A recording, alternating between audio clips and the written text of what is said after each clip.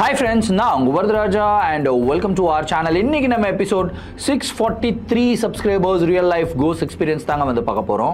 5 கோடி ரூபாய் மதிப்புள்ள ஒரு வீடு 1.5 கோடி ரூபாய்க்கு உங்களுக்கு கிடைச்சது அப்படின்னா அதுலயும் அந்த 1.5 கோடி ரூபாவை உங்களால அஃபோர்ட் பண்ண முடியும் அப்படின்னா அந்த வீடை வாங்குவீங்களா வாங்க மாட்டீங்களா? அப்படி வாங்கின ஒரு குடும்பத்துக்கு என்ன நடந்தது தெரியுமா? வாங்க பார்க்கலாம். பார்க்கறதுக்கு முன்னாடி நீங்கள் நம்ம சேனலுடைய புதிய பார்வையாளராக இருந்தாலும் சரி, இல்லைனா நம்மளுடைய சேனலை பார்த்துட்டு இருக்கீங்க, சப்ஸ்கிரைப் பண்ணாமல் பார்த்துட்டு இருக்கீங்க அப்படின்னா தயவு சப்ஸ்கிரைப் பண்ணிக்கோங்க. கூடவே இருக்கிற பெல் ஐக்கானை கிளிக் பண்ணிக்கோங்க. அப்போ தான் எவ்ரி ஆல்டர்னேட்டிவ் டே போடுற வீடியோ உங்களால் உடனே பார்க்க முடியும். இப்போ வாங்க ஸ்ட்ரைட்டாக வீடியோக்குள்ளே போகலாம்.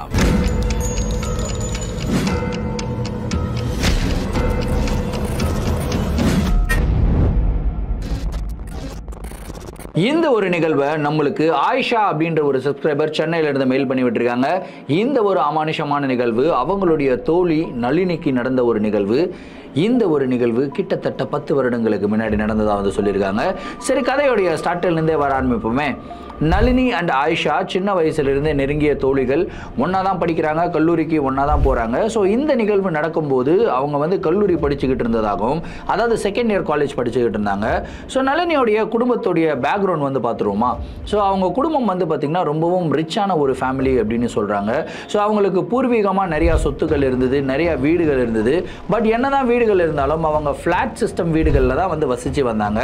அவங்க அப்பாவுடைய மிகப்பெரிய ஆசை என்ன அப்படின்னா, ஒரு இண்டிபெண்ட் வில்லா இருக்கு இல்லையா, அந்த வில்லா மாதிரி ஒரு வீடு வாங்கணும் அப்படின்றது அவருடைய மிகப்பெரிய ஆசை.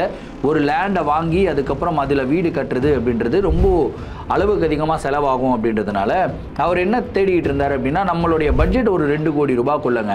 ஸோ அந்த 2 கோடி ரூபாய்க்குள்ள ஒரு நல்ல ஏரியாவில், பாஷான ஏரியாவில் சூப்பரான ஒரு வீடு கிடைச்சா கண்டிப்பாக நம்ம அதை வாங்கிடலாம் அப்படின்னு சொல்லி தான் தேடிக்கிட்டு இருந்தார். அப்படி தான் சென்னையில் இருக்கிற ஒரு மிகப்பெரிய பாஷான ஏரியாங்க. அந்த பாஷான ஏரியாவில் ஒரு வில்லா, கிட்டத்தட்ட ஒரு 6 பெட்ரூம் கொண்ட வில்லா வந்து பார்த்திங்கன்னா விலைக்கு வருது அப்படின்னு வந்து ஒரு புரோக்கர் வந்து சொல்லியிருக்காரு. சரி அப்படின்னு சொல்லி இவங்களும் அந்த வீடை போய் பார்க்குறதுக்கு போயிருக்காங்க. பார்த்தா செம்ம கிளாஸு. இந்த மாதிரி ஒரு கிளாஸான வில்லா நம்மளுக்கு அமையுமா? அதுலேயும் அந்த வில்லாவோட ரேட்டு கேட்குறாங்க. எப்படி பார்த்தாலும் அந்த இடம், அதாவது இவங்க பார்த்துருக்கிற லொக்கேஷன் ரொம்பவும் பாஷான ஒரு லொக்கேஷன். அந்த இடத்துடைய கிரவுண்ட் வேல்யூவும் அதிகம். எப்படி பார்த்தாலும் அந்த வில்லா 5 கோடியிலேருந்து 6 கோடி ரூபாய்க்கு வந்து சேல் பண்ணுவாங்க. பட் ஆனால் அந்த ஹவுஸ் ஓனர் எப்படின்னா கிட்டத்தட்ட 1.5 கோடி ரூபாய்க்கு சேல் பண்ணுறேன் அப்படின்னு சொல்லியிருக்காரு. இதுவே இவங்களுக்கு ஒரு மிகப்பெரிய ப்ளஸ்ஸுங்க. ரொம்ப சந்தோஷப்பட்டுட்டு அவங்களுடைய ஃபேமிலி எல்லாரையும் கூப்பிட்டு போய் காட்டுறாரு. எல்லாருக்குமே அந்த வீடு ரொம்ப பிடிச்சி போயிடுது. பிடிச்சி போயிட்டு அவங்க அந்த வீடும் வாங்கிடுறாங்க. வாங்கிட்டதுக்கப்புறம் இந்த கிரகப்பிரவேசமெல்லாம் பண்ணுவாங்க இல்லையா. ஸோ அந்த மாதிரி கிரகப்பிரவேசம் ஃபங்க்ஷன் வந்து வச்சுருக்காங்க. பிரம்ம முகூர்த்தத்தில் கிரகப்பிரவேசம் பண்ணணும் அப்படின்றதெல்லாம் பண்ணிக்கிட்டு இருக்காங்க. அதுக்குண்டான ப்ரிப்பரேஷன்ஸு சும்மா தடால் புடால்னு வந்து ரெடி பண்ணுறாங்க. எல்லா சொந்த காரியங்களையும் கூப்பிட்டுருக்காங்க. அதே மாதிரி நளினிக்கு ரொம்ப க்ளோஸ் ஃப்ரெண்டு ஆயிஷாவே வந்து கூப்பிட்டுருக்காங்க. ஆயிஷாவும் அந்த கிரகப்பிரவேசத்துக்கு போயிருக்காங்க. காலையில் 4 மணிக்கு அந்த கிரகப்பிரவேசம் பிரம்ம முகூர்த்தத்தில் அந்த ஓமகுண்டம் வளர்க்குறதெல்லாம் வந்து ஆரம்பிச்சிருக்காங்க. கரெக்டாக ஆயிஷா அந்த வீட்டுக்குள்ளே என்டர் ஆகுறாங்க. என்டர் ஆன உடனே ஃபுல்லாக புகை. ஏன்னா நார்மலாக வந்து இந்த ஓமகுண்டத்துலேருந்து வர புகையெல்லாம் வரும் இல்லையா. ஸோ அதெல்லாம் பார்த்தாலும் சரி, ஒரு டிஃப்ரெண்ட் கல்ச்சராக இருக்கே, இந்த கல்ச்சரும் நம்ம என்ஜாய் பண்ணுவோம் அப்படின்னு சொல்லி உட்காந்து அவங்க பார்த்துக்கிட்டே இருக்காங்க. அங்கே உட்கார்ந்து இருக்கிற பூசாரி வந்து மந்திரங்கள் சொல்லிக்கிட்டு இருக்காரு. அப்படியே நெய்யை எடுத்து அந்த ஓமகுண்டத்தில் ஊற்றிக்கிட்டு இருக்காரு. ஸோ இந்த மாதிரி ப்ராசஸ்லாம் போயிட்டே இருக்கும்போது பட்டுன்னு அந்த இடத்துல யாருமே எதிர்பார்க்காத ஒரு நிகழ்வு நடக்குதுங்க. ஓமகுண்டத்தில் தீ வந்து அப்படியே பயங்கரமாக எரிஞ்சிக்கிட்டு இருக்குங்க. ஃப்ராக்ஷன் ஆஃப் த செகண்டில் அந்த நெருப்பு அப்படியே வந்து ஆஃப் ஆனால் எப்படி இருக்கும், அந்த மாதிரி ஆஃப் ஆகிட்டு இருக்கு. இந்த நெருப்பு ஆஃப் ஆகிறத பார்த்த அந்த பூசாரி, இது வந்து அபசகுனமாக இருக்கே அப்படின்னு வந்து சொல்கிறாரு. எல்லாருமே ஷாக் ஆகுறாங்க. உடனே அங்கே உட்கார்ந்துருக்கிறவங்களாம் பதறி போகிறாங்க. சொந்தக்காரங்க, அதுவும் குறிப்பாக நளினியோடைய அம்மா வந்து ரொம்ப பதறிட்டாங்க. ஏன்னா அவங்களுக்கு இந்த டிவைன் அப்புறம் ரிலீஜியஸ் இதிலெல்லாம் பயங்கரமான ஒரு பிலீஃபு. இது வந்து ரொம்ப அபசகுணமாக இருக்கேடா அப்படின்னு சொல்லிட்டு உடனடியாக அவங்க நெய் எடுத்து வந்து கொடுக்குறாங்க. சாமி திரும்பியும் பற்ற வைங்க அப்படின்னு சொல்லி கற்பூரத்தை எடுத்து கொடுக்குறாங்க. திரும்பியும் வந்து ஓமகுண்டத்தை பற்ற வைக்கிறாங்க. கிட்டத்தட்ட ஒரு 1/4 மணி நேரம் திரும்பியும் அப்படியே போகுதுங்க. 1/4 மணி நேரம் கழித்து திரும்பியும் எக்ஸாக்டாக அதே மாதிரி ஒரு நிகழ்வு நடக்குதுங்க. இப்போது அந்த இருந்த எல்லாருமே பயங்கரமாக பயப்படுறாங்க. ஏதோ ஒன்று அசம்பாவிதம் நடக்கிற மாதிரியே எல்லாருக்குமே தோணுது அப்படின்னு சொல்லி எல்லாருக்குமே ஒரு மன கஷ்டம். ஸோ மன கஷ்டத்தை எங்கே போய் சொல்லுவாங்க? கண்டிப்பாக தெய்வத்துக்கிட்ட தானே சொல்லுவாங்க. ஸோ அவங்க எல்லாருமே அவங்களுடைய குலதெய்வத்தை வேண்டிக்கிட்டு, இஷ்ட தெய்வத்தை வேண்டிக்கிட்டு திரும்பியும் ஓமகுண்டத்தை ஸ்டார்ட் பண்ணுறாங்க. அதுக்கப்புறம் எந்த ஒரு பிரச்சனையும் இல்லாமல் அந்த ஓமகுண்டம் முடியுதுங்க. ஹோமகுண்டம் முடிஞ்ச கையோட போயிட்டு இந்த பால் காய்ச்சறதுக்காக போவாங்க இல்லையா, ஸோ பால் காய்ச்சறதுக்காக போயிருக்காங்க. இந்த பால் காய்ச்சற வேலை யார் பண்ணுறான்னா நளினியோடைய பாட்டி தான் பண்ணுறாங்க. ஸோ அவங்க வந்து பால் காய்ச்சுறாங்க, பால் கெட்டு போகுது. என்னடா இது பால் கெட்டு போச்சு அப்படின்னு சொல்லிட்டு திரும்பியும் வந்து ஃப்ரெஷ்ஷான ஒரு பால் வாங்கிட்டு வந்து திரும்பியும் பால் காய்ச்சுறாங்க, திரும்பியும் கெட்டு போகுது. கிட்டத்தட்ட 7 வாட்டி வந்து பால் கெட்டு போயிருக்குங்க. அப்போது அங்கே இருந்த குடும்பத்தோடைய மனநிலைமை எப்படி இருக்குன்றதை மட்டும் கொஞ்சம் யோசிச்சு பாருங்க. ஏன்னா சுப நிகழ்வில் இந்த மாதிரி பால் கெட்டு போகிறது அப்படின்றது வந்து அபசகுணம் அப்படின்னு வந்து சொல்லுவாங்க. ஸோ இந்த மாதிரிலாம் நடக்குது அப்படின்னு சொல்லிட்டு எல்லாருமே ஃபீல் பண்ணுறாங்க. ஸோ ஃபைனலாக திரும்பியும் அந்த இடத்துல பூசாரி வந்து ஒரு சில மந்திரங்கள் எல்லாம் சொல்லி சாமிக்கு வந்து பூவெல்லாம் போட்டுட்டு இப்போ நீங்கள் பண்ணுங்கம்மா அப்படின்றாரு. அதுக்கப்புறம் வந்து கரெக்டாக பால் வந்து காய்ச்சிடுறாங்க. பாலெல்லாம் குடிச்சிட்டு எல்லாருமே வந்து பேசிகிட்டு இருக்காங்க. சரி இன்னும் கொஞ்சம் நேரத்தில் பிரேக்ஃபாஸ்ட் வந்து ரெடி ஆகிடும் அப்படின்னும் போது நளினி சொல்கிறாங்க, ஆயிஷா நீ வந்து வீடு சுற்றிப்பார் ஆயிஷா, வா நான் உனக்கு சுற்றி காட்டுறேன் அப்படின்னு சொல்லிட்டு அவங்க வீடெல்லாம் சுற்றி காட்டுறாங்க. 6 பெட்ரூம் இருக்குது அப்படின்னு சொல்லி ஒரு பெட்ரூமாக எடுத்துன்னு போய் காட்டுறாங்க. ஃபைனலாக ஆயிஷாவுக்கு வந்து பார்த்திங்கன்னா பாத்ரூம் யூஸ் பண்ணணும் அப்படின்றாங்க. சரி ஒரு பெட்ரூமில் இருக்குது, நீ இந்த பாத்ரூம் யூஸ் பண்ணிவிட்டு வந்துரு அப்படின்னு சொல்லிட்டு நளினி வந்து கீழே போயிடுறாங்க. ஸோ அவ்வளோ பெரிய பெட்ரூம் பார்க்குறதுக்கே பயங்கர லக்ஸுரியஸாக இருக்குது. அந்த பெட்ரூமில் போயிட்டு பாத்ரூம் யூஸ் பண்ணுறாங்க. யூஸ் பண்ணிவிட்டு வெளியே வராங்க. ஆயிஷாவுக்கு இந்த கண்ணாடியை பார்த்த உடனே ஒரு மிகப்பெரிய கண்ணாடி, ஒரு ட்ரெஸ்ஸிங் மிரர் வந்து வச்சுருக்காங்க. ஸோ அந்த கண்ணாடியை பார்த்த உடனே அந்த கண்ணாடியில் வந்து தன்னுடைய தலைமுடியை வந்து ரெடி பண்ணிக்கிறது, அதுக்கப்புறம் லிப்ஸ்டிக் போட்டுக்கிறது, இந்த மாதிரி அவங்களுக்கு நிறைய பழக்கம் இருக்குது. ஸோ அந்த மாதிரி விஷயங்கள்லாம் பண்ணிகிட்டு இருக்காங்க. அப்படி பண்ணிக்கிட்டு இருக்கும்போது அந்த ரூமில் இவங்களை தவிர வேறு யாரோ இருக்கிறாங்க அப்படின்ற ஒரு ஃபீல் இவங்களுக்கு வர ஆரம்பிக்குது. அதுலேயும் குறிப்பாக அந்த கண்ணாடி பக்கத்தில் நின்று யாரோ இவங்களை வெறிக்க பார்த்துக்கிட்டு இருக்காங்க அப்படின்ற மாதிரி ஒரு ஃபீல் வருதுங்க. இவங்களுக்கு மனசில் அப்படியே படப்படன்னு இருக்குது. இருந்தாலும் அச்சா இது நம்மளுடைய பிரம்மையாக இருக்கும், இவ்வளோ பெரிய பெட்ரூமை நம்ம பார்த்ததே கிடையாது, நம்ம வீடே இந்த பெட்ரூம் சைஸ் தான் இருக்கும் போல இருக்குது, இவ்வளோ பெரிய பெட்ரூம் இருக்குது அப்படின்னு சொல்லிட்டு அவங்க திரும்பியும் வந்து தலைமுடி வாரிக்கிட்டே இருக்காங்க. கரெக்டாக அந்த இடத்துல ஆயிஷாவுக்கு ஒரு சவுண்டு கேட்குதுங்க. எப்படின்னா அங்கே இருக்கிற செவறுகள் மேலே யாரோ ஏறி ஓடுனா எப்படி சவுண்டு கேட்குமோ அந்த மாதிரி சவுண்டு கேட்குதுங்க. இந்த ஓடுற சவுண்டை கேட்ட உடனே ஆயிஷாவுக்கு வந்து லைட்டாக பதற ஆரம்பிக்குது. அதுக்கப்புறம் அப்படியே வெளியே பார்க்குறாங்க, வெளியே யாராவது இருக்காங்களா இல்லை மொட்டை மாடியில் யாராவது ஓடுறாங்களா அப்படின்ற மாதிரி ஒரு ஃபீலிங்கு. பட் இருந்தாலும் அவங்களுக்கு கிளியராக தெரியுது இங்கே இருக்கிற செவறுகளில் தான் யாரோ ஓடுறாங்க. செவுத்தில் ஓங்கி குத்துனா இல்லை ஓடுனா எப்படி சவுண்டு கேட்குமோ அந்த மாதிரி சவுண்டு தாங்க கேட்குது. ஆயிஷாவுக்கு சரி இதுக்கு மேலே இங்கே இருக்கிறது சரியில்லை, நம்ம வெளியே போகலாம் அப்படின்ற ஒரு மென்டாலிட்டிக்கு வந்துட்டு அவங்க ஜஸ்ட் கிளம்புறதுக்கு ஜஸ்ட் முன்னாடி அங்கே இருக்கிற ட்ரெஸ்ஸிங் மிரர் இருக்கு இல்லையா, ட்ரெஸ்ஸிங் மிரரில் லைட்டாக ஒரு கிராக் விழுதுங்க. அந்த லைட்டாக கிராக் விழுறதுக்கு உண்டான பாசிபிலிட்டியே கிடையாது. ஏன்னா அந்த ட்ரெஸ்ஸிங் மிரர் பக்கத்திலே இவங்களும் போல் அந்த மிரர் மேலே ஏதாவது ஒரு பொருளை தூக்கி அடித்தா தான் அந்த மிரரில் கிராக் விழும், இல்லைனா உடையும். ஆனால் எதுவுமே யாருமே பண்ணலை, ஆயிஷாவும் பண்ணலை. அப்படி இருக்கும்போது ட்ரெஸ்ஸிங் மிரரில் எப்படி கிராக் விழுந்தது? அந்த கிராக்கை திரும்பி பார்க்குறாங்க. கிராக்கை திரும்பி பார்த்தா ஒரு மிகப்பெரிய ஷாக் என்னென்னா அந்த இடத்துல ஏதோ ஒரு லெட்டர்ஸில் எழுதின மாதிரி இருந்ததுங்க. அதாவது விரல்களை வச்சு எழுதுவாங்க இல்லையா, அந்த மாதிரி விரல்களில் வச்சு எழுதின மாதிரி இருந்தது. கொஞ்ச நேரத்துக்கு முன்னாடி பார்க்கும்போது அந்த மிரரில் எதுவுமே இல்லை, ரொம்ப க்ளீனாக இருந்தது. இதை பார்த்த உடனே இவங்க பதறாங்க. சரி இதுக்கு மேலே இங்கே இருந்தால் நல்லா இல்லை, அவங்க வெளியே போயிடலாம் அப்படின்னு சொல்லிட்டு கிளம்பி வெளியே வந்துடுறாங்க. வெளியே வந்து இவங்க அந்த எல்லாரும் இருக்கிற மெயின் ஹால் இருக்கு இல்லையா, அந்த ஹாலில் உட்காந்துக்கிட்டு இருக்காங்க. இவங்களுக்கு மனசெல்லாம் ஒரு மாதிரி வலிக்குது. என்னடா இது நம்ம வந்ததுனால அபசகுணமாக ஆயிடுச்சா இல்லை என்ன ஆச்சு ஒன்றுமே புரியலையே, ஒருவேளை அந்த கண்ணாடியை நம்ம தான் உடைச்சிட்டோமோ அப்படின்ற மாதிரியெல்லாம் ஒரு ஃபீல் வருது. நளினி கிட்ட போய் பேசுகிறதுக்கு போயிருக்காங்க. அவங்க ஆப்வியஸாக பிஸியாக இருந்திருக்காங்க. வாடி சாப்பிடலாம் அப்படின்னு சொல்லிட்டு சாப்பாடு கூட்டின்னு போயிருக்காங்க. கரெக்டாக சாப்பாடு வந்து சாப்பிட்டுன்னே இருக்கும்போது நல்ல தடபுடலாக வந்து சாப்பாடு ரெடி பண்ணியிருக்காங்க. ஆனால் ஒரு ஸ்வீட் வச்சுருக்காங்க. ஸ்வீட் வந்து பார்த்திங்கன்னா கெட்டு போயிட்டுருக்குங்க. யோசிச்சு பாருங்கள், அடுத்து எவ்வளோ அளவுக்கு நிகழ்வுகள் நடக்குது. அந்த ஸ்வீட்டு கெட்டு போன உடனே இவங்களுக்கு ஒரு மாதிரி புளிக்குது. அதுக்கப்புறம் பக்கத்தில் இருக்கிறவங்கள பார்த்தா அதே ஸ்வீட்டை நல்லா டேஸ்ட்டாக சாப்பிட்டுட்டு இருக்காங்க. ஸோ ஆயிஷாக்கு என்ன ஃபீல் ஆகுது அப்படின்னா, நான் கையை வச்ச ஸ்வீட் மட்டும் தான் கெட்டு போன மாதிரி இருக்குது. ஸோ எனக்கும் இந்த இடத்துல ஏதோ ஒரு அமானுஷமாக நடக்குதுன்னு சொல்லி ஃபீல் ஆகுது. எனக்கும் அதுக்கும் கோரிலேட் ஆகுது. நான் இந்த இடத்துல இருக்கிறது நல்லதில்லை, சீக்கிரம் கிளம்பணும் அப்படின்னு சொல்லிட்டு அவங்க கிளம்பி வீட்டுக்கு போயிடுறாங்க. அப்படியே கிட்டத்தட்ட ஒரு வாரம் ஆகுது, 1 மாதம் ஆகுது, 2 மாதம் ஆகுதுங்க.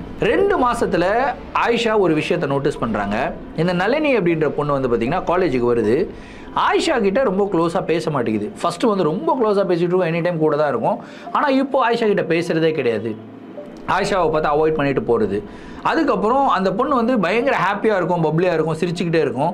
ஆனால் அந்த பொண்ணுடைய முகத்தில் எப்பயுமே வந்து பார்த்திங்கன்னா ஒரு விதமான ஒரு சோகம், அழுகிற மாதிரியே அந்த பொண்ணுடைய கண்ணில் வந்து கண்ணீர் நிற்கிறது. இந்த மாதிரி விஷயத்தெல்லாம் நோட்டீஸ் பண்ணியிருக்காங்க ஆயிஷா. சரி ஆயிஷா வந்து நளினி கிட்ட பேசுகிறதுக்காக போயிருக்காங்க. ஆனால் ஒரு தடவையும் அவாய்ட் பண்ணி போயிருக்காங்க. ஒரு நாள் என்ன ஆகுது, அந்த காலேஜோட வாஷ்ரூமுக்கு வந்து நளினி போயிருக்காங்க. ஆயிஷாவும் பின்னாடியே போகிறாங்க. சரி எப்படியாவது இன்னைக்கு பேசியே ஆகணும் நளினி கிட்ட, என்னதான் பிரச்சனைன்னு சொல்லிட்டு அப்படின்னு சொல்லி பின்னாடி போகிறாங்க. பின்னாடி போனால் நளினி வந்து கன்சீலர் வச்சுருப்பாங்க, அந்த மேக்கப் ஐட்டமு. ஸோ அந்த கன்சீலர் எதுக்கு யூஸ் ஆகும் அப்படின்னா, ஏதாவது ஒரு மார்க் இருந்ததுன்னா அந்த மார்க்கை வந்து கவர் பண்ணுறதுக்காக யூஸ் ஆகுங்க. அவங்களுடைய கழுத்தில் ஏதோ ஒரு மார்க்கு, அந்த மார்க் வந்து பார்த்திங்கன்னா நெகக்கீரல்கள் மாதிரி இருக்குது. அந்த மார்க்கில் வந்து அந்த கன்சீலரை அப்ளை பண்ணிட்டு இருக்காங்க. இதை வந்து ஆயிஷா பார்த்துட்றாங்க. பார்த்த உடனே என்ன பண்ணுற நீ அப்படின்னு சொல்லிட்டு இப்படி எடுத்து பார்க்குறாங்க. செம்ம ஷாக்குங்க. அவங்களுடைய கழுத்தில் அப்படியே நகத்தை வச்சு புறாண்டன மாதிரி ஒரு மார்க் இருக்குது. அதுக்கப்புறம் பின் மண்டையில் பின் கழுத்தில் பார்க்குறாங்க. பின் கழுத்துலேயும் நகத்தை வச்சு புறாண்டன மாதிரி மார்க் இருக்குது. கை வந்து ஃபுல் ஸ்லீவ் போட்டுட்டு வந்திருக்காங்க நளினி. அந்த ஸ்லீவை தூக்கி பார்க்குறாங்க. தூக்கி பார்த்தா அங்கேயுமே நகத்தில் புரண்டன மாதிரி மார்க் இருக்குது. என்ன இது, என்ன ஆகுது, என்னாச்சு உனக்கு, யாராவது என்ன பண்ணாங்க அப்படின்னு சொல்லி ரொம்ப பதட்டத்தில் ஆயிஷா நளினிகிட்ட கேட்கும்போது அப்போ தான் நளினி சொல்கிறாங்க, இல்லை எங்களுடைய வாழ்க்கையில் எல்லாமே தப்பாக போய்கிட்டு இருக்கு, ஏன் போகுதுன்னு எங்களுக்கு தெரியல அப்படின்னு சொல்லி அழுக ஆரம்பிக்கிறாங்க. இந்த அழுக ஆரம்பித்த உடனே தான் ஆயிஷாவுக்கு ரொம்ப பதறுது. நீ மாமா உட்காரலாம் சொல்லிட்டு வெளியே கூட்டு போய் உட்கார வச்சு என்னதான் பிரச்சனை, என்ன நடக்குது சொல்லு அப்படின்னதுக்கப்புறம் நம்ம அந்த புது வீட்டுக்கு போனோம் இல்லையா, அதுக்கப்புறம் வாழ்க்கையில் எங்களுடைய குடும்பத்தில் எல்லாமே தப்பாக நடக்குது அப்படின்றாங்க. என்னம்மா நடக்குது அப்படின்னு சொல்லி கேட்டால், ஆரம்ப காலத்தில் நல்லா தான் இருந்தது, ஆனால் ஒரே வாரத்தில் அப்பாவுடைய பிஸ்னஸ் கொடிகட்டி பறந்துகிட்டு இருந்த பிஸ்னஸில் நிறைய லாஸஸ் வந்து பார்க்க ஆரம்பித்தார். இதனால அப்பாவுக்கு வந்து மன டென்ஷன் வந்து பயங்கரமாக ஆயிடுச்சுங்க. அந்த கோவத்தெல்லாம் எடுத்து வந்து எங்கள் மேலே காட்ட ஆரம்பித்தார். அதுக்கப்புறம் அம்மா வந்து கிச்சனில் சமைச்சிக்கிட்டே இருப்பாங்க. திடீர்னு யாரோ அவங்கள இழுத்து பலார்னு அரையிற மாதிரி நிறையா வாட்டி அரைஞ்சி அவங்க வந்து கீழே விழுந்திருக்காங்க. இது எல்லாமே அவங்க வெளியே சொல்லாமலே இருந்தாங்க. ஆனால் ஃபைனலாக எனக்கு நடந்தது தான் மிகப்பெரிய கொடுமை. நான் வந்து நீ வந்து அந்த பெட்ரூமுக்கு வந்தல, அதில் கூட கண்ணாடி உடஞ்சிருந்தது. ஆமாம், அது நான் பண்ணலாமா, எனக்கு தெரியும் நீ பண்ணலன்றது, ஏன்னா அந்த இடத்துல உன்னை தவிர வேறு யாரோ இருக்காங்கன்றதை நான் ஃபீல் பண்ணிட்டேன் அப்படின்னு சொல்லி அப்போ தான் நளினி சொல்கிறாங்க. என்னம்மா நீ சொல்கிற அப்படின்னா, உனக்கு நடந்த மாதிரி அந்த கண்ணாடியை வந்து சேஞ்ச் பண்ணிவிட்டு நான் வந்து அந்த பெட்ரூமில் இருந்தேன். தினம் அந்த கண்ணாடி வந்து உடையுது. அந்த கண்ணாடியில் ஏதோ ஒரு வார்த்தைகள் வந்து எழுதிக்கிட்டு இருக்காங்க. அதுக்கப்புறம் ஃபஸ்ட்டு அந்த செவறுகளில் யாரோ ஏறி ஓடுற மாதிரி மட்டுமே தான் சவுண்டு கேட்டுக்கிட்டு இருந்தது. அதுக்கப்புறம் அந்த சவுண்டு என் பெட்டு மேலே ஏறி ஓடுற மாதிரி கேட்க ஆரம்பிச்சுது. அதுக்கப்புறம் என்னுடைய கையை பிடிச்சி இழுக்கிறது, காலை பிடிச்சி இழுக்கிறது, என்னுடைய தூங்கிக்கிட்டு இருக்கும்போது என்னுடைய காலை பிடிச்சி அப்படியே திருகிறது, இந்த மாதிரி விஷயங்கள்லாம் நடக்க ஆரம்பிச்சுது. ஸோ இதெல்லாம் நான் சொன்னேன் அப்படின்னா கண்டிப்பாக பேரண்ட்ஸ் வந்து ரொம்ப பயந்துருவாங்க அப்படின்ற காரணத்தினாலே நான் அந்த பெட்ரூமை விட்டுட்டு வேறு ஒரு பெட்ரூமுக்கு போயிட்டு தங்க ஆரம்பித்தேன். 6 பெட்ரூம் இருக்கேன். ஸோ வேறு ஒரு பெட்ரூமில் வந்து ஷிஃப்ட் ஆகிட்டேன். அந்த இடத்துலையும் எனக்கு அதே மாதிரி நிகழ்வுகள் வந்து நடக்க ஆரம்பிச்சுது. ஆரம்ப காலத்தில் இந்த மாதிரி வெறும் கையை இழுக்கிறது, காலை இழுக்கிறது, இந்த மாதிரி மட்டும் தான் நடந்துக்கிட்டு இருந்தது. ஆனால் போக போக போக போக என்னாச்சு அப்படின்னா, என்னை ஃபிசிக்கலி யாரோ ஹார்ம் பண்ண ஆரம்பித்தாங்க. என்னுடைய கையை வந்து புரண்டுறது, என்னுடைய காலை வந்து புரண்டுறது. இன்ஃபேக்ட் என்னுடைய ட்ரெஸ்ஸை இப்போ நான் ரிமூவ் பண்ணேன் அப்படின்னா என்னுடைய உடம்பு முழுக்க இதே மாதிரி மார்க்ஸ் தான் இருக்குது. இதை நான் யார்கிட்ட சொல்கிறது அப்படின்னு கூட தெரியல. ஒரு மாதிரி பயங்கர டிப்ரெஷனாக இருக்குது அப்படின்னு சொல்லி அழுக ஆரம்பிக்கிறாங்க. இதை கேட்ட உடனே ஆயிஷாவுக்கு செம்ம ஷாக்கு. நான் அந்த வீட்டுக்கு வரும்போது எனக்கும் அதே மாதிரி நிகழ்வுகள் தான் நடந்தது. கண்ணாடி உடைஞ்சது, அதுக்கப்புறம் செவுத்தில் ஓடுனாங்க. அதுக்கப்புறம் என்னை யாரோ பார்த்துக்கிட்டே இருக்கிற மாதிரி ஒரு ஃபீல் வந்துச்சு. எனக்கு ஒரு மாதிரி பதட்டம் ஆயிடுச்சு. அதனால தான் நான் கிளம்பிட்டேன். இன்ஃபேக்ட் அந்த இடத்துல சாப்பிடும் போதும் கூட அந்த ஸ்வீட்டு கெட்டு போயிடுச்சு அப்படின்னு சொல்லி அப்போ தான் அவங்களுடைய விஷயத்தை வந்து ஷேர் பண்ணுறாங்க. ஷேர் பண்ண உடனே நளினி வந்து சரி இதிலிருந்து எப்படி தப்பிக்கிறதுனே தெரியல, இது எப்படி அப்பா கிட்ட சொல்கிறதுன்னு தெரியல, பயமாக இருக்குது அப்படின்னு சொல்லி அழுக ஆரம்பிக்கிறாங்க. ஒன்றும் பிரச்சனை இல்லை, நான் வந்து அங்கிள் கிட்ட பேசுகிறேன் அப்படின்னு சொல்லிட்டு ஒரு நாள் என்ன பண்ணுறாங்கன்னா, வீட்டுக்கு போய் பேசக்கூடாதுன்னு சொல்லிட்டு நளினியோடைய அப்பாவுக்கு வந்து கால் பண்ணுறாங்க. அங்கிள் உங்ககிட்ட பேசணும் அங்கிள், நீங்கள் ஏதாவது காஃபி ஷாப்புக்கு வாங்க அப்படின்னு சொல்கிறேன். சரி காஃபி ஷாப்புக்கு வந்திருக்காரு அவர். அங்கே வந்து பார்த்தா ஆயிஷாவும் நளினியும் உட்காந்துருக்காங்க. ஏமா இங்கே இருக்க, வீட்டுக்கே வந்திருக்கலாமே அப்படின்றாரு. இல்லை அங்கிள், கொஞ்சம் ரொம்ப டிஃபிகல்ட்டான ஒரு சம்பவத்தை வந்து பேசணும், அதை பற்றி வீட்டில் பேசினா நல்லா இருக்காது அப்படின்னு சொல்லிட்டு அங்கே உட்காந்து பேச ஆரம்பிக்கிறாங்க. ஸோ படிப்படியாக இன்ஸ்டன்ஸ் பை இன்ஸ்டன்ஸாக அந்த வீட்டில் என்னென்னலாம் நடந்தது அப்படின்றத வந்து அவங்க அப்பா கிட்ட நளினி வந்து சொல்ல ஆரம்பிக்கிறாங்க. சொல்ல சொல்ல சொல்ல சொல்ல சொல்ல அவருமே வந்து பார்த்திங்கன்னா அழுகிறாரு. என்னடா இது, என்னோடய வாழ்க்கையுடைய இன்வெஸ்ட்மெண்ட்டு 1.5 கோடி ரூபாய் கொடுத்து வீடு வாங்கியிருக்கேன், இவ்வளோ கொடுத்து வீடு வாங்கியும் என்னால் நிம்மதியாக இருக்க முடியலையே அப்படின்னு சொல்லி அழுக ஆரம்பிக்கிறாரு. என்னுடைய பெண் குழந்தைக்கு இந்த மாதிரி கொடுமைகள் நடக்குது, என்னுடைய ஒய்ஃபுக்கு இந்த மாதிரி கொடுமைகள் நடக்குது அப்படின்னு சொல்லி அழுகிறாரு. அதுக்கப்புறம் அவருக்கு நடந்த இன்ஸ்டன்சஸ் வந்து அவர் ஷேர் பண்ண ஆரம்பிக்கிறாருங்க. அவர் வந்து நைட்டில் எப்பயுமே ஒர்க் பண்ணிகிட்டே இருப்பாராம். நைட்டில் லேப்டாப்பில் ஒர்க் பண்ணிக்கிட்டு இருக்கும்போது திடீர்னு வந்து பார்த்திங்கன்னா அந்த லேப்டாப் ப்ளக் பண்ணியிருப்பாங்களே, அந்த ப்ளக் வந்து ஆட்டோமேட்டிக்காக கீழே விழுந்துருக்குங்க. இந்த ப்ளக்கை எடுத்துகிட்டு போயிட்டு இவர் சொருக போகும்போது இவருக்கு நிறையா வாட்டி ஷாக் அடிச்சிருக்கு. அதுக்கப்புறம் அவர் லேப்டாப்பை க்ளோஸ் பண்ணிவிட்டு கையெல்லாம் ஒரு மாதிரி விறுவிறுன்னு ஷாக் அடிச்சா ஒரு மாதிரி கிர்ருன்னு ஆகிடும்ல. ஸோ அந்த மாதிரி கிர்ருன்னு ஆகிட்டு என்ன பண்ணுறாருன்னா அவர் வந்து சரி கொஞ்ச நேரம் ரெஸ்ட் எடுக்கலாம் அப்படின்னு சொல்லி உட்காந்துக்கிட்டு இருக்கும்போது இவர் உட்காந்துக்கிட்டு இருக்கிற சோஃபாவை யாரோ சர்ன்னு இழுத்து விட்டு இவர் வந்து அந்த சோஃபாலேருந்து எகிரி போய் அங்கே முன்னாடி இருக்கிற செவுத்தில் வந்து பார்த்திங்கன்னா முட்டி கீழே விழுந்திருக்காரு. அதனால அவருடைய தலையில் வந்து காயம் ஏற்பட்டிருக்கு. அது மட்டுமே இல்லாமல் அவர் எப்பெல்லாம் ஆஃபீஸ்க்கு போகிறாரோ அப்போ எல்லா டைமுமே வந்து பார்த்திங்கன்னா ஏதாவது ஒரு அபசகுணமான செய்தி தான் அவருடைய காதுக்கு விழுதுங்க. இவர் ஆஃபீஸ்க்கு போனால் இன்றைக்கி நம்மளுடைய ஷேர்ஸ் இவ்வளோ வந்து ஃபாலோ ஆகிடுச்சு, இவ்வளோ லாஸ் ஆகிருக்கு. அதுக்கப்புறம் திடீர்னு ஆஃபீஸ் ஸ்டாஃப் வந்து என்னுடைய வீட்டில் இவங்க இறந்து போயிட்டாங்க அப்படின்னு சொல்லிட்டு ஒரு நியூஸு. இவர் சுற்றி கேட்குற நியூஸ் எல்லாமே வந்து பார்த்திங்கன்னா இந்த மாதிரி கெட்ட செய்திகளாகவே வந்து இவருடைய காதுகளுக்கு விழுந்துக்கிட்டு இருக்கு. அது ஒரு விதமான ஒரு மென்டல் ப்ரெஷர். அந்த ப்ரெஷரில் ஒரு வாட்டி என்ன பண்ணிட்டு இருக்காருன்னா இவருடைய உயிரை எடுத்துக்கலாம் அப்படின்ற லெவலுக்கே போயிட்டாருங்க. ஆனால் பை காட்ஸ் கிரேஸ் அந்த முடிவை எடுக்கும்போது திடீர்னு அவங்க மனைவி வந்து இவருடைய ரூமுக்குள்ளே வந்துடுறாங்க. பார்த்து அவங்க ஒரு கையை பிடிச்சி கீழே இழுத்து 2 அறை விட்டு உட்காந்து அழுது பேச ஆரம்பிக்கிறாங்க. அதுக்கப்புறம் இந்த விஷயத்தெல்லாம் அவங்க மனைவி கிட்ட ஷேர் பண்ணியிருக்காரு. ஸோ அவங்க மனைவியும் இவருமே வந்து பார்த்திங்கன்னா அந்த வீடை வந்து ஏதாவது பண்ணணும், இந்த வீட்டுனால தான் பிரச்சனை அப்படின்றத வந்து அவங்க ரியலைஸ் பண்ணிடுறாங்க. ஸோ ஏதாவது பண்ணணும் அப்படின்றதுக்காக 2-3 புரோகிதர்களை வந்து கூப்பிட்டுருக்காங்க, ப்ரீஸ். ஸோ அவங்க எல்லாருமே வந்து பார்த்திங்கன்னா ரொம்ப பெரிய இடத்துலேருந்து வர வச்சுருக்காங்க. அதாவது குஜராத்லேருந்து ஒருத்தரை வர வச்சுருக்காங்க, டெல்லியிலேருந்து ஒருத்தரை வர வச்சுருக்காங்க, மும்பைலேருந்து ஒருத்தர் வர வச்சுருக்காங்க. ஸோ எல்லாருமே வந்து பார்த்திங்கன்னா டாப் லெவல் ப்ரீஸ் அப்படின்னு சொல்லலாம். ஸோ அவங்கள வந்து வர வச்சு இந்த இடத்துல வந்து பூஜை பண்ணலாம் அப்படின்னு சொல்லி முடிவு பண்ணியிருக்கோமா, பூஜை பண்ணிட்டா எல்லாம் சரியாயிடும்னு நினைக்கிறேன் அப்படின்னு சொல்லி அப்போ தான் அவர் எல்லா விஷயத்தையும் ஷேர் பண்ணுறாரு. இவர் வந்து இந்த விஷயத்தெல்லாம் ஏன் பசங்க கிட்ட ஷேர் பண்ணல அப்படின்னா பசங்க பயந்துருவாங்க அப்படின்னு சொல்லி தான் நான் சொல்லலை, ஆனால் என் பசங்களுக்கே இப்படி நடக்குதுன்னு நினைக்கும் போதே எனக்கு பதறுதுமா அப்படின்னு சொல்லி அவர் அழுக ஆரம்பிக்கிறாரு. இல்லை அங்கிள், இப்போ நீங்கள் பூஜைலாம் பண்ணுறீங்களா, எல்லாம் சரியாயிடும் அப்படின்னு வந்து சொல்லியிருக்காங்க. அதுக்கப்புறம் அந்த 3 பூசாரிங்க இருக்காங்களா, அவங்க 3 பேருமே வராங்க. அவங்க வீட்டுக்குள்ளே என்டர் ஆனோடனே பூசாரிங்களே வந்து பயப்படுறாங்க. என்ன இது, இந்த வீட்டில் இவ்வளோ அளவுக்கு நெகட்டிவான வைப்ரேஷன்ஸ் இருக்குது. அவங்க வந்து பூஜைகள் வந்து பண்ண ஆரம்பிக்கிறாங்க. பூஜைகள் பண்ணவே விட மாட்டேங்குதுங்க. அதாவது கற்பூரம் ஏற்றுனா வந்து கற்பூரம் ஆட்டோமேட்டிக்காக ஆஃப் ஆகுறது.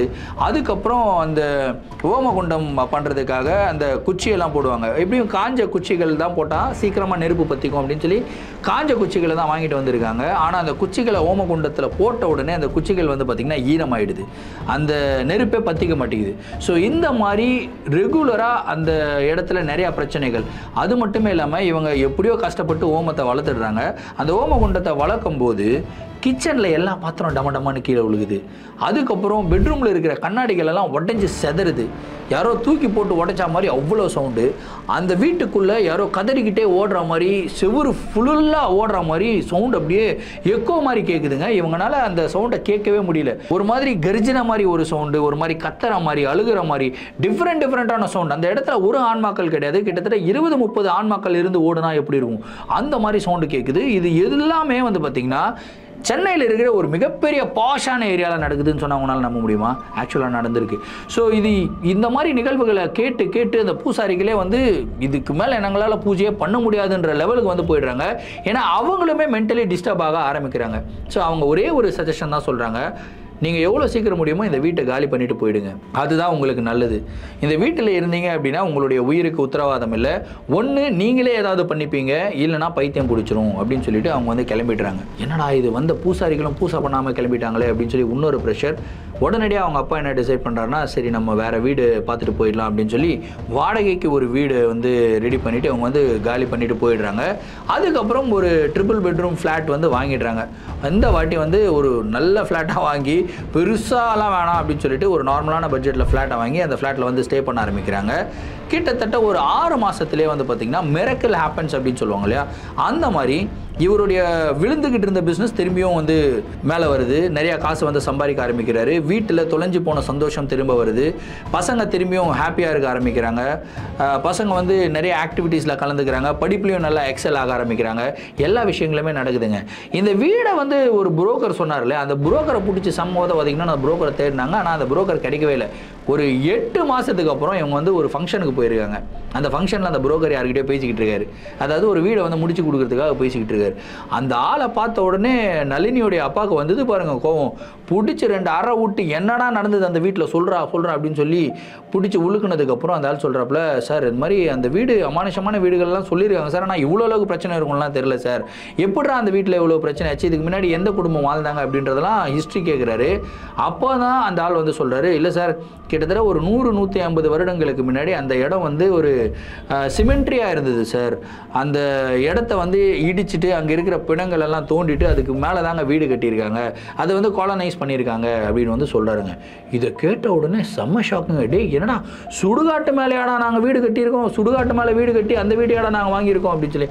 ஆமாம் சார், இது வந்து சொன்னாங்க, இது வந்து கிட்டத்தட்ட ஒரு 150 வருஷம் பழமையான ஒரு கதைன்றதுனால இது வந்து கதையாக தான் சார் நான் நினச்சேன், இது உண்மையிலேயே இப்படிலாம் நடந்ததெல்லாம் தெரியாது சார், உங்களுக்கு நடந்ததுக்கு அப்புறம் தான் இந்த மாதிரி பிரச்சனைலாம் இருந்தது, இன்ஃபேக்ட் அந்த ஹவுஸ் ஓனர் கூட எதுவுமே சொல்லலை சார் என்கிட்ட அப்படின்னு வந்து அவர் அழுகிறாரு. சரி என்ன பண்ணுறது அப்படின்னு சொல்லிட்டு அந்த வீடை எப்படியாவது விற்று கொடு அப்படின்னு சொல்லிட்டு அந்த புரோக்கர் கிட்ட சொல்கிறாரு. அதுக்கப்புறம் அந்த வீடு சேல் ஆகும்னு நினைக்கிறீங்க? கிட்டத்தட்ட 10 வருஷம் ஆகிடுச்சுங்க. இது வரைக்கும் அந்த ப்ராப்பர்ட்டி வந்து பார்த்திங்கன்னா சென்னையுடைய பாஸ் லொக்கேஷனில் யாருமே தங்காத மாதிரி தான் அந்த ப்ராப்பர்ட்டி இருக்குது. அந்த ப்ராப்பர்ட்டி நளினியுடைய அப்பாவுடைய பேரில் தான் இருக்குது. அந்த ப்ராப்பர்ட்டியை சேலும் பண்ண முடியல, இவங்களால அந்த ப்ராப்பர்ட்டியை டிஸ்மேண்டலும் பண்ண முடியல, இடிச்சும் தள்ள முடியல, இந்த மாதிரி ஒரு பிரச்சனையில் மாட்டிக்கிட்டாங்க. ஆனால் இப்போது அந்த ப்ராப்பர்ட்டி வந்து பார்த்திங்கன்னா பல கோடிகளுக்கு வந்து போகுது அப்படின்றாங்க. ஆனால் என்ன பல கோடிகளுக்கு போனாலும் அந்த property is a dead property அப்படின்னு சொல்கிறாங்க. ஸோ இந்த ஒரு நிகழ்வு வந்து பார்த்திங்கன்னா அவங்களுடைய குடும்பத்துக்கு ரொம்ப ஷாக்கிங்கான ஒரு நிகழ்வாக நடந்தது அப்படின்னு சொல்லி ஷேர் பண்ணியிருக்காங்க. ஸோ இந்த ஒரு நிகழ்வை பற்றின உங்களுடைய கருத்துக்கள் என்ன அப்படின்றத கமெண்ட் பாக்ஸில் சொல்லுங்கள். இதே மாதிரி உங்களுடைய வாழ்க்கையில் ஏதாவது அமானுஷமான நிகழ்வுகள் நடந்திருந்து அந்த நிகழ்வுகள் என்கிட்ட ஷேர் பண்ணணும்னு நினச்சிங்கன்னா நான் இன்ஸ்டாகிராமில் ஃபாலோ பண்ணிட்டு இன்ஸ்டாகிராமில் டிஎம் பண்ணுங்கள், இல்லை நான் என்னுடைய மெயில் ஐடிக்கு மெயிலாக சென்ட் பண்ணி விடுங்க. கண்டிப்பாக உங்களுடைய நிகழ்வுகளும் நம்மளுடைய சேனலில் வீடியோஸாக போடப்படும். மீண்டும் அடுத்த வீடியோவில் சந்திக்கும் வரை நான் உங்கள் Varadaraja signing off. Thank you and bye.